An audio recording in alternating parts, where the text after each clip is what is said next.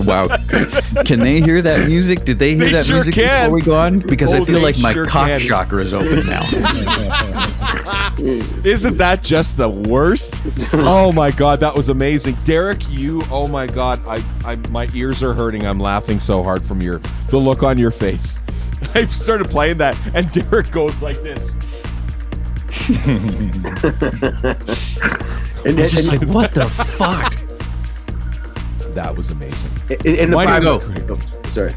Go ahead, Ben. Say what do you have to say? In the private chat, Comer's sounds like a guided meditation joke. It does. That's right. Find a comfortable place to sit. That is what you hear when you walk in the front door of a spa. That's what you hear. So there it is. A spa that we're not allowed into.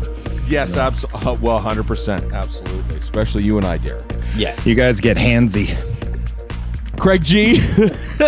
We do. Handsy, in quotes, Craig G. On Canadian as fuck right here on Revolution Handsy Craig G. Radio Canada. That's right. Handsy Craig G. Hansy's actually my first name. I'm with Derek. All Uncovered, Dimitri Alexiou. Our man Scotty Comer has joined us for the first time for 2024. Great to see you back here, brother. And tonight we have got Mr. Ben Rispin, who is our guest. Thanks for having me. And yeah, honestly, brother, we're looking forward to having a chat with you here. So me too. I really appreciate it. Again, last week I've gotten a million messages from our new bestie Chris Tate. A million messages. The great Chris Tate, lead singer, guitarist, songwriter from I want to see all Chalk million. Circle. So many people are just saying. I want to see all million of them. They're just saying, dude, great freaking job. Why would I lie? Maybe thousands. Yeah, Dimitri, it seems dubious. Yeah, Dimitri, take it away. Fuck you, Derek.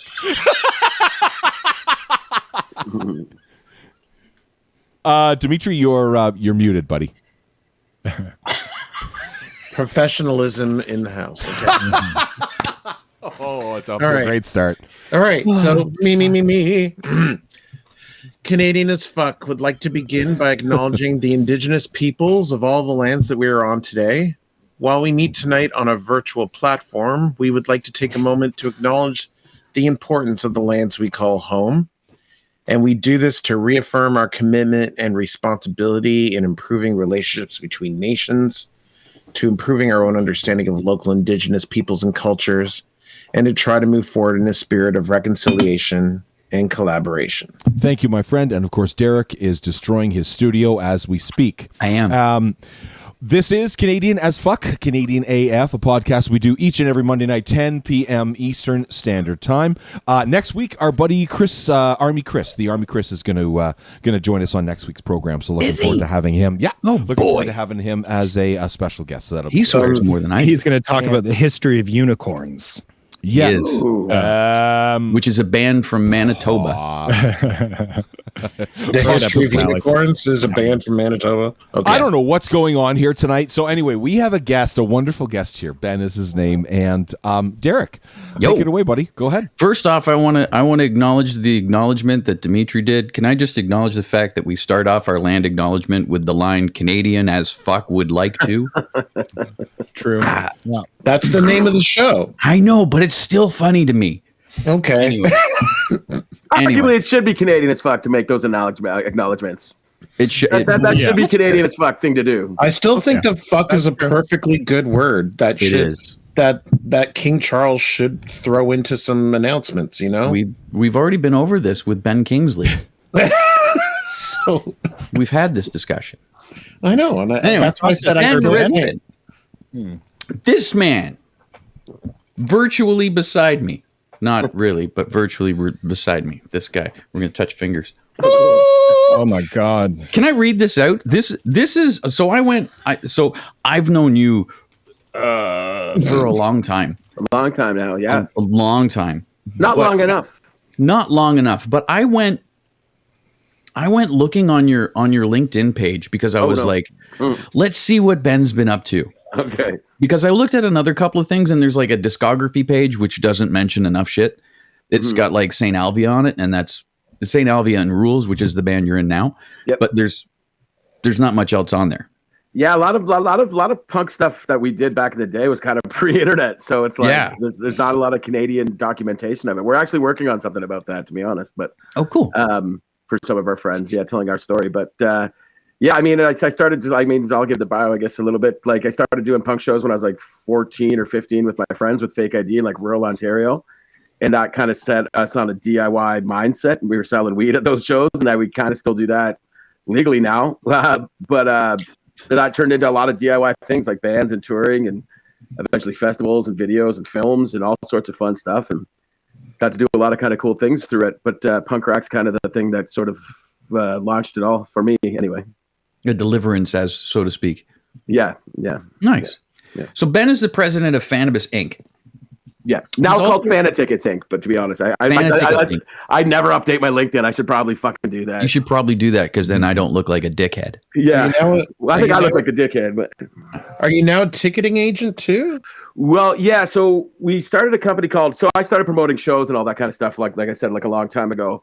And so we, well, I mean, the whole time I've been into weed, but professionally I got into weed and cannabis like around 2016, like openly, and I was getting flown around and doing advocacy and doing events all over Canada and things like that. And then we decided after the pandemic was over, we wanted to see how this was going to look, because retail cannabis came into fruition during the pandemic. And so nobody knew what that was going to look like when the world opened up. And so we're all kind of bored of weed here in Canada and California in places where it's been illegal, but the rest of the planet, it's still not, essentially, for the most part. I mean, it's changing rapidly, but so the banking systems are kind of fucked up. So companies like Eventbrite, and I'm not knocking anybody or anything like that, but their banking systems don't really allow them to do cannabis events. So we threw this thing called Fanabis, which was kind of, we wanted to figure out the wireframing of cannabis events and how they were going to look. And then, like, in today's world in Canada with legal cannabis and, drinking, just trying to see how the fuck this is going to look in Ontario. And so I partnered with Hamilton Film Studios here in Hamilton. They've done, they're real guys. They've done great stuff. They've done, Umbrella Academy and cool things that we all like. And that was our partner. So the Fanabis event was, we got these film guys to build all these sets for weed companies where people could come in and like walk in a moon landing or a drug dealer's basement. It was all film quality sets, and it was really fun. But we had to build our own ticketing system. And my friend Ken Wychesko, and now business partner Ken Wychesko from Hamilton Film Studios, he's like a fucking Wozniak. Like, he's just like really good to have a super nerd on your team. And he built out for Fanabis this ERP ticketing system, so we had our own that we could be safe with and or use, and not have to worry about any of our banking going away or people holding our money because of cannabis affiliations. And so when that was all said and done, we realized that we had this fucking like very expensive ticketing systems kind of sitting there. And so I started doing some research, and I realized that the people that I had been using since, I don't know, 2007 or something like that, probably ever since I could digitally sell tickets, like they don't do anything for support. They charge a lot of money. They only had like 85 people on their Instagram. So we crunched some numbers and realized that we could service our community a lot better, charge less for the consumer. For instance, our main competitor charges $1.39 a ticket plus 4.25%. We charge $1.25 and 3.5%, and give 0.5% to. It looks like we're going to be giving it to Unison. That looks in the future, but like programs for artists who need to go to the fucking dentist. And then if we do a cannabis event, it'll be for Amnesty, trying to get people their records cleared and stuff like that. So that's excellent. So that's so cool. So that turned into Fana tickets. And so the Fanabis is still going to be a thing, but we essentially, when we formed the new corporation, we bought Fanabis. So it's kind of an asset of our now, and I should update my LinkedIn. But that's what we're doing with the tickets, with this ticketing world. And it's been really fun. It's been really interesting. It's yeah. Well, can I say sorry, Dimitri, I just thought of something, guys. Yeah, you thinking what I'm thinking? We really should. Definitely not Derek. No, I guarantee I'm not. No, nobody thinks what you think. Ever. I hate all of you. Yes, you do. Right? Oh, okay. So we all know that I don't know what it's like in the rest of the world, the United States, wherever, but if you go to a rock and roll show, almost every rock and roll show has a beer garden, right? Yep. Or not rock and roll show. Everybody has every concert has a beer garden. Ben, I'm proposing weed garden. Oh, they have them. They have like. If you Oh, go to- for fuck's sakes! I thought Yeah. I came up with something original. I was You're gonna a make Johnny come millions lately, on Craig. it. You don't go outside. Wow. Your wife doesn't okay. let you leave the house. I'll if you just, go- guys, I'll be over here if you need me. well, but they're not that common. They're not that common right now, but they do have them. Like if you go to like the Kind Winter Fair or things like that, or Summer Fair, they have. It's the same thing. What the trick is right now is, and a lot of people in the weed community get mad at me about this, is that, like when I was marching in the fucking snow for legalization, I didn't want tequila off the menu. Do you know what I mean? Like, and so a lot of people in cannabis like don't want booze. Like I just think people should be treated as adults personally. You know, like 100%. You're 100% right. Yeah. You know, exactly. Trying to figure out how we can integrate it within like the cannabis gardens as they are just cannabis strictly. They like sometimes some places are trying to figure out how to do the booze thing, and the Kind Gardens did it well, but it's tricky. It usually ends up being something like, because you can smoke weed where you can smoke cigarettes, some sort of outdoor area is, you know, like there's no law that says you can't make that comfortable in Ontario. But Saskatchewan and Edmonton, in Alberta, I believe that they're both integrating into events and stuff like that. It'll come. Nice. It's getting better. Like Nice. people complain about cannabis quite a bit. Like, oh, the government this, government that. It's like I have no complaints personally. It's they got, you know, it gets better every month. It's going to get there. It's not going to be right. You know, we're the first G7 nation to legalize cannabis, so it's going. I wish it could go faster, but it's at least it's going. You know. Yeah. That's, you know what? That's a really good point. Yeah. Yep. It's Our friends aren't better going to than it jail has anymore. been, right? Yeah. Yeah. Yeah, but Well, at least but as not you for said family. earlier, Yeah. but as you said earlier, they need their records cleared. Yeah, Like, I what's- agree. It's important. What's the Yeah. point of legalizing it and then like having everybody's records still stand like this? Like that's just, You know? well, it's because it's tax dollars for the government. Yeah, Anyway, there's, I like- don't. Yeah. Yeah, I think that's a whole other podcast. We could get into that kind of shit, you know, Anyway, especially in the United honestly, States with the privatized systems and stuff like that. But But anyways, Ben, your music, my friend. Let's go. yeah, man, thanks, awesome, dude. Yeah, Derek. What was your first band? my first band was called Self Censored. It was like this. Because you like, posted that you posted that a little while ago. Yeah, it was. your Instagram. I don't know what I think we just all liked everything. Like we liked Beastie Boys and NoFX and like Suicidal Tendencies and like. That's every first band. You're just Yeah, yeah. lucky to All the find good a stuff. member that Yeah, like, hey, yeah. I know this guy plays bass. He's like, Yeah. I'm really into Korn. Like, all right, we got Yeah. this guy. Yeah, and so but Those bands tend to end pretty quickly because everybody's. well, Yeah. it did. It morphed. It then turned like it did. Yeah, it did end quickly. It evolved into what was called like a band called Cutoff that ended up signing to Raw Energy. Like it was kind of like a pop punk sort of thing. And then more of a skate punk thing down the road when we got a little bit better at our instruments and doing our thing. And then after that, went directly into Video Dead. And then we did Video Dead went like really fast. Like the first year that band was a band, we did like 250 shows. And then we put out a couple of things with that and started a venue during that time. And then during the Video Dead, we were putting out a record called Brotherhood of the Dead. And that's when I started writing songs with Rob Paslick and Craig Taylor, Boobs. Everybody, most of the guys here know Boobs, I think. Yeah. What was the venue you opened up? It was called Moe's Tavern. It was in Waterdown. It was like this punk rock. Comer played there a bunch. It was like sure this did. punk rock. It was like this punk rock roadhouse, like in a subdivision, like in a plaza in Waterdown. But it was like 2003ish, 2004ish, and Hamilton was not even close to what it is now. So there was one liquor inspector. We were technically Hamilton, but we were pulling all of our audience from Burlington and Oakville, and the guy would have to drive so far. The liquor inspector would call ahead and be like, "Can we meet you guys?" to make sure we were there. And so we were like, I think that place had 122 cap, and like Comer will tell you, we were putting like 600 fucking kids in there every weekend. It was wild actually. And I don't know if Dimitri and Craig know about Burlington scene kids and their drinking. Yeah. They can fucking drink. I know very well. Yeah. It was, Okay. It was to be honest, like in retrospect, fairly problematic, and a lot of guys didn't get out of it. But yeah, it was fucking wild. It was like very much a punk rock roadhouse. Like a lot of fucking wild shit went down at that fucking place, man. It was, yeah, like what do they say? Like the inmates were running the asylum kind of thing. It was definitely one of those cases. For sure. How long did it last? I think it was 2001 to 2000 or 2002 or 2001 to 2005 or 4. What happened is we were in Waterdown and we were on septic water. And so what happened is we cracked the septic system and it was going to cost us $250,000 to fix it. And so we just packed it up. but we never like we were still cooking. We were just like, we didn't have $250,000 to fix. We were Do you leaking still food have a and- giant septic tank full of shit you're looking to sell? Did you hang on to it in a warehouse somewhere?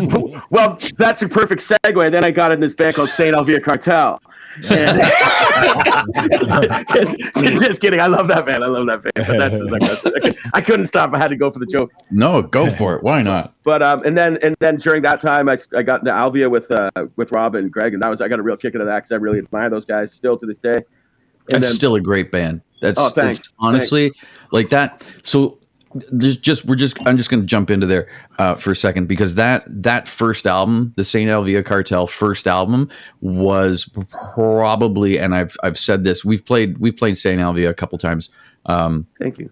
On the show. But that album was at the time one of the only albums, and had been one of the only albums in quite a long time, that I could listen to front to back. Oh wow! Thanks, man. Thanks. That means a lot, dude.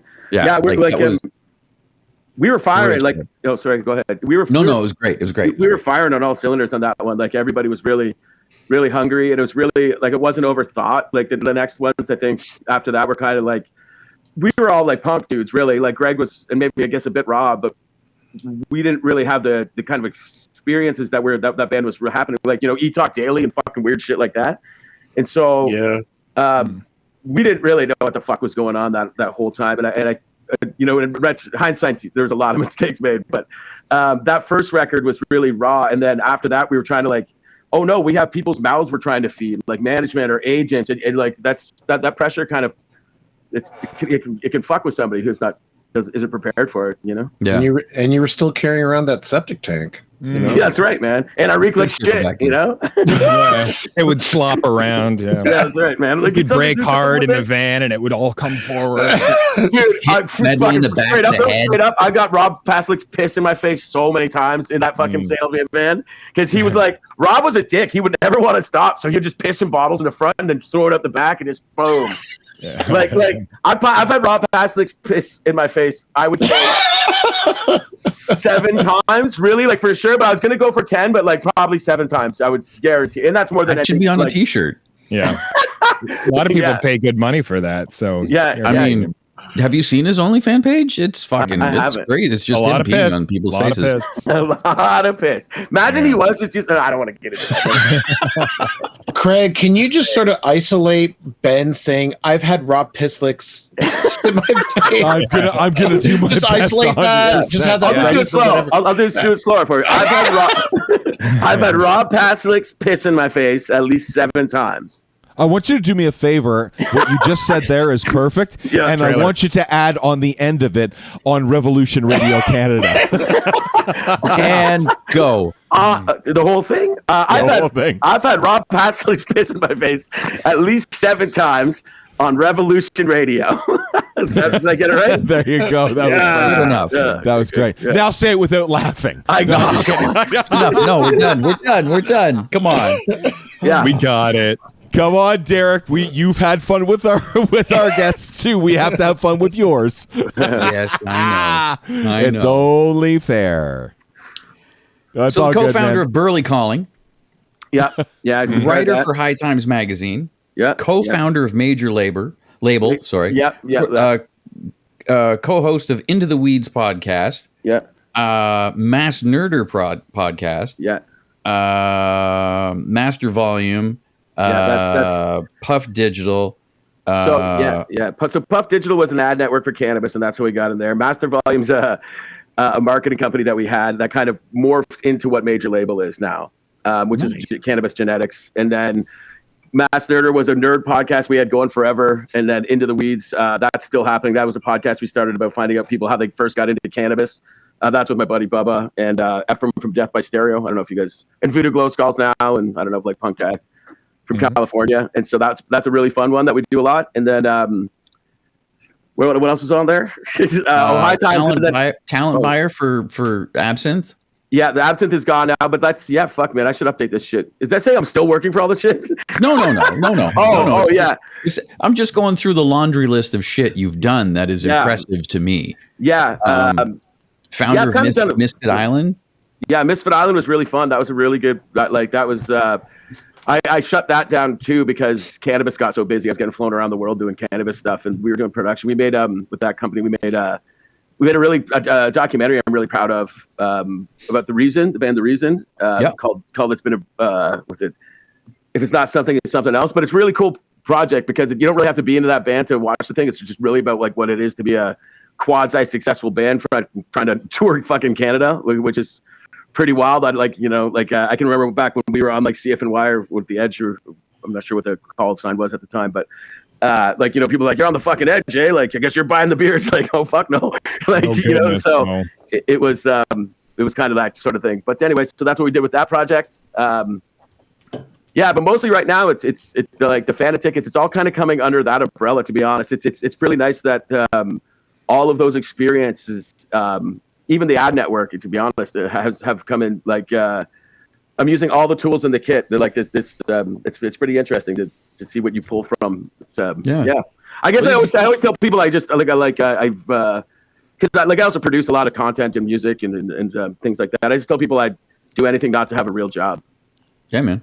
Figure it out as you go. Why not? Right? How tough is the ticketing agent thing because it seems to me like every existing venue already has a contract with like either Live Nation or Collective Concerts or something like that. And so how hard is it to like get people to say, hey, you should come, you should drop them, come with us? I don't want to say this because I don't want to sound like a dick, but it's been pretty easy, man, because we have a pretty good network. And one thing throughout the whole time of all of that list of fucking bullshit that I've done that Derek has said is I've always been willing to help people out. And sometimes you don't think that's ever going to come back, and eventually sometimes it does. And so when we started putting together our list of people, like it wasn't hard to get the first few, and then getting like clubs like the Bovine on board and some really reputable stuff, like some really good tours. But to answer your question fully, like Velvet and stuff, like there is a lot of Live Nation stuff. There is a ton of like 200 cappers that don't do stuff. We do like we're going to wrestling, cannabis events, but also it's really about the promoters, because most promoters get to pick their own things, and what we want to do, pick their own ticketing providers, and what we really want to do is like help them. Like sometimes when you're promoting a show, like I'm sure you guys have all done it, you're like, sometimes it just feels like you're screaming into the void, and you just want to reshare. You just want someone to let you know that they're there on your side trying to help you sell one ticket, so that's kind of who we're trying to help. And like I don't think we're going to take over Ticketmaster, but we have like they know, some of these people know we exist, and we're just trying to do our thing. We also do a lot of blogging and content and stuff with it, and try to like rebuild our community, like this music scene in our area, the one that like a lot of us, me and Comer have both fucking been able to enjoy most of our lives and make money off it and help succeed or whatever. It's been good to us, and you have to kind of refeed it. And there has been a lot of that. There has been a lot of like helping the younger people come up and develop and get bigger and stuff. So it's all like it's an ecosystem in my mind. It all makes sense. Mm-hmm. Sorry, cool. I know that was a long fucking answer. Sorry. Yeah, it's good still.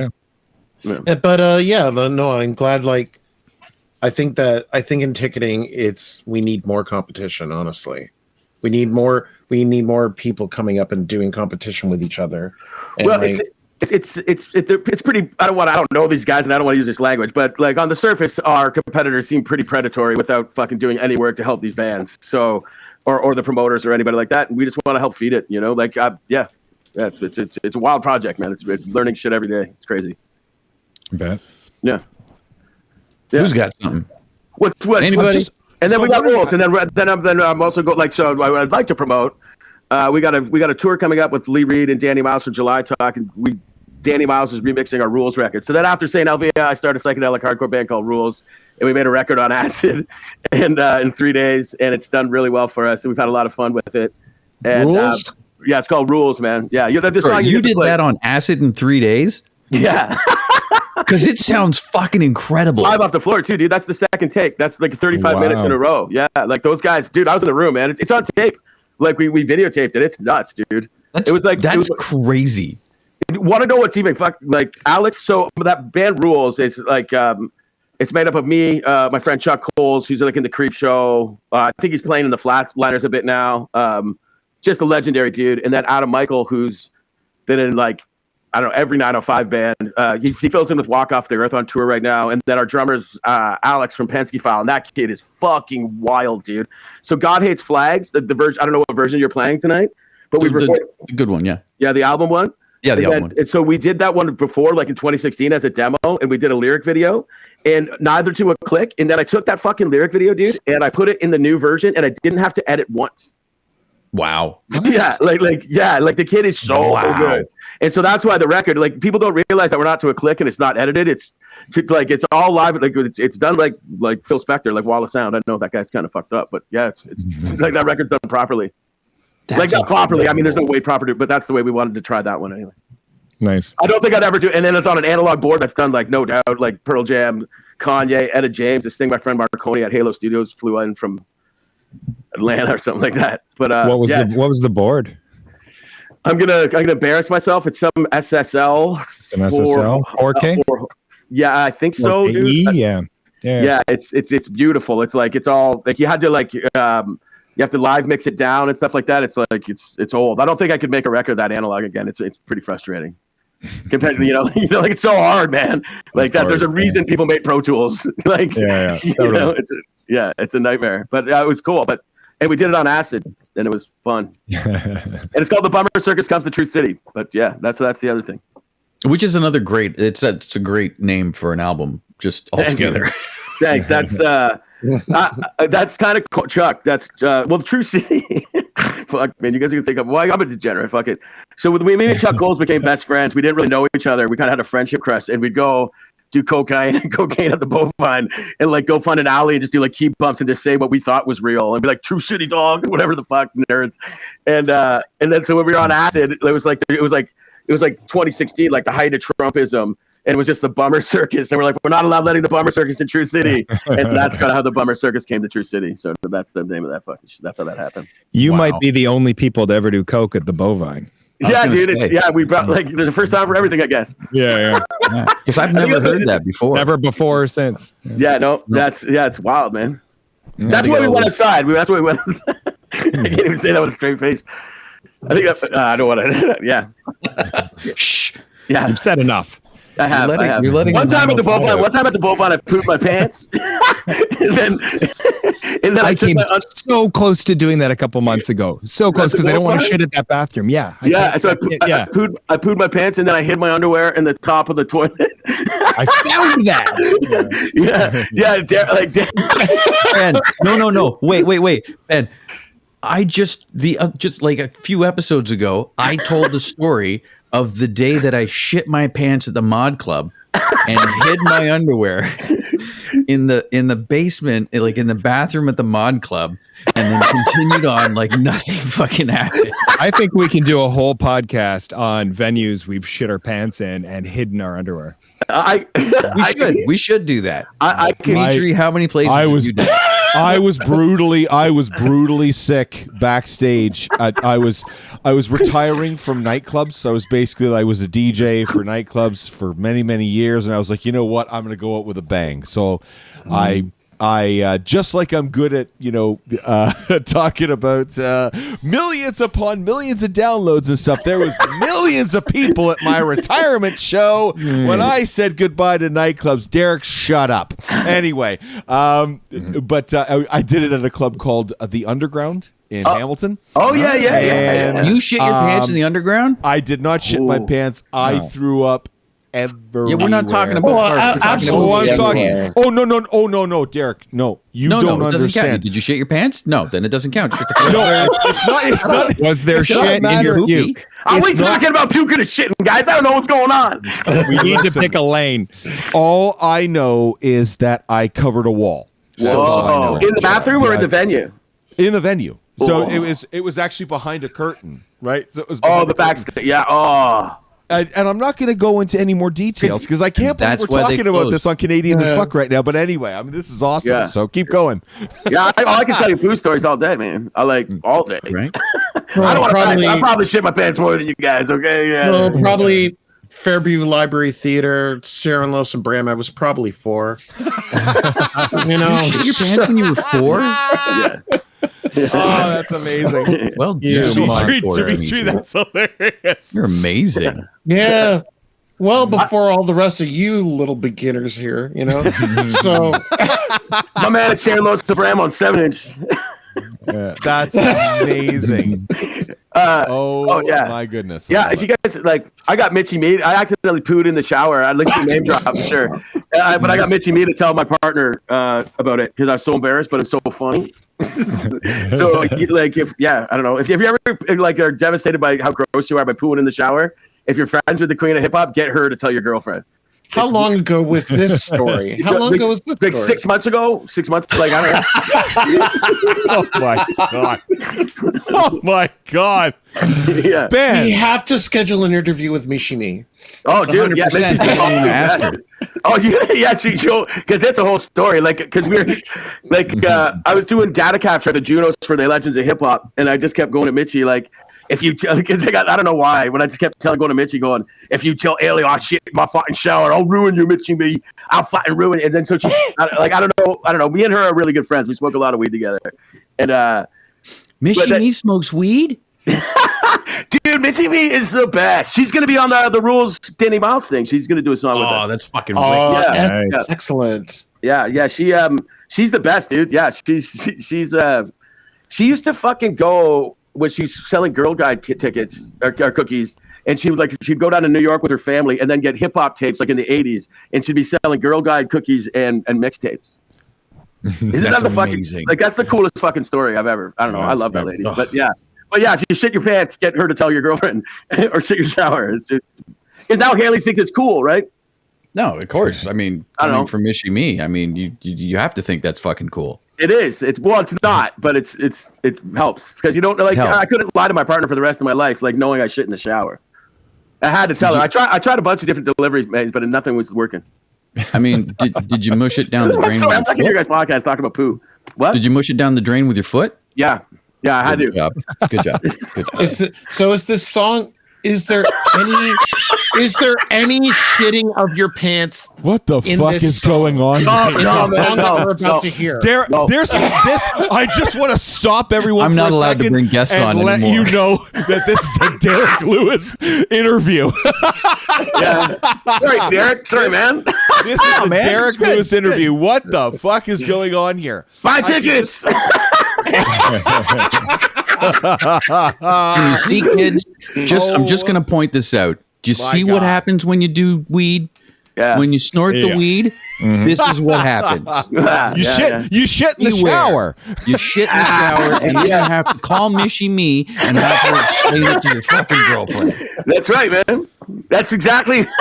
Oh my But, god. but she's stoked now, like, because imagine she found it, because, like, I'm dating up, like, it's not, like, you have to date, like, it's, You have it's so, Every we know single you. one of us We know is you. dating up. yeah, For sure, so you know what I mean, all like, of us, yeah, for sure. like, if this, and so you guys understand, like, are you guys in the way, like, I just don't want this person to know how fucking gross I actually am, right? But, like, she's my favorite, you know what I mean? Like, so you're like, it's, like, I'm revolting, man, it's weird.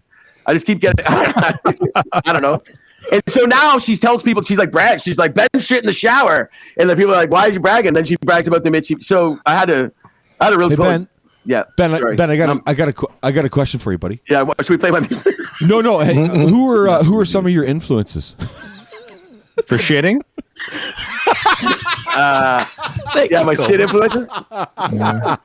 My buddy Jesse. You know what? You have at it, buddy. Have at it. You Scotty just shitting. keeping this off the rails. Yeah. Musical influences. What do we got? I like the Beastie Boys and Nirvana. Still, you have a guy that likes corn. Does he play bass in your band? Yeah. Chuck might like corn. Yeah, I don't know. Chuck, Well, one thing's for sure, we got to have Ben back. This has been fucking great, man. I would love to come. I would love to. Sorry if I don't. It's amazing. As disgusting as you are, Oh my god, this is amazing. you are a true Renaissance man. Well, Please do me a Absolutely. favor. You know what would make this podcast better than anything in the world? Sure. Please tell me that you're doing this podcast right now in your black T-shirt and boxer shorts. No, I'm jeans on. Stand up. Are you wearing pants? I am, but I'm leaning against the thing because my house is a mess. So, but I am wearing pants. I am wearing jeans. Shame on you. I'm not wearing pants. I'm wearing shorts. I Not just came boxer from dinner. shorts, but shorts. Oh, where'd you go to dinner? Just for wings with my in-laws. It was our friend was, or my cousin was going back to North Bay. Nothing crazy, but it was in Brantford for wings. Did you use the bathroom when you were there? Or? Yeah, I did. yeah. I like instantly regret talking about poo. Don't. Please don't. We're all so close. Fucking don't. Who brought it up? I did. I think I did. He brought it up. Yeah. Okay. But I felt like this thing was going off the rails with boring statistics and like ticket pricing numbers. It's sort of like, I don't know. It was going off the rails when we were sitting in the green room just talking like off air, right? Scotty, remember air. I'm just We are on the air right now. Hey Scott, when are you guys playing again in the area? What's the area? Like, I don't know, like Hamilton, like Toronto. Nothing booked. We need something. Oh, Toronto, we're doing the 10th and a couple in February. Cool. The Horseshoe and Ooh, the shoe. Nice. Hard Luck. Oh, nice. Yeah. Ben, when are you playing again? We have booked 4 shows. We don't get to do it a lot. So 11th to 14th, April 11th to 14th. Niagara Falls at Camp Cataract. It's Rules, Lee Reed, and Danny Miles. Just promoting this endless. The new thing, the remix thing's called Endless Bummer. Niagara Falls, then Oshawa at the Dungeon. They opened the Dungeon again. Wow. Saturday's not confirmed, but I think it's Windsor, and then Sunday in London at Rum Runners. And so we're gonna go do a few shows, and then we're gonna go do a new rule. Yeah, we're gonna go do a new Rules record after that. We're just gonna kind of put Bummer Circus to bed and see what happens next. Cool beans. Yeah. So, is that available through Fana tickets? Yeah, they will. When does this come out? Is this out? I guess it's live. Right now. We're doing it. That's live right now, but it'll be everywhere tomorrow afternoon. If I check my it'll be announced at some point this week, like the full lineup. But it will be through Fana tickets, most of it. Yeah. Excellent. Yeah. Right on. Cool. Yeah. So Cool. yes, you're a true Renaissance man. It's been a pleasure having a man as classy as you on the show.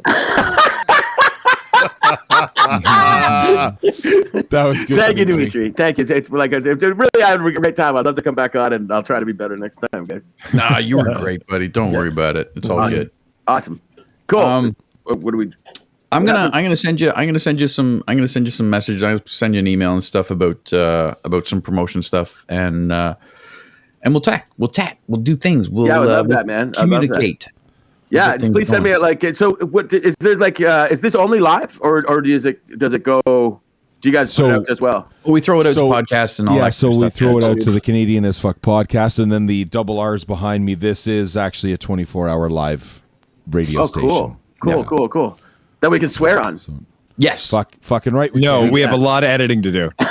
It's gonna be 30 seconds of content. You don't actually. It doesn't actually play when we're doing it, but Craig has his finger on a button, and it his bleeps finger's us. all bloody and broken. Just like, Right? oh, God, It's like down to the nub. stop talking about shit.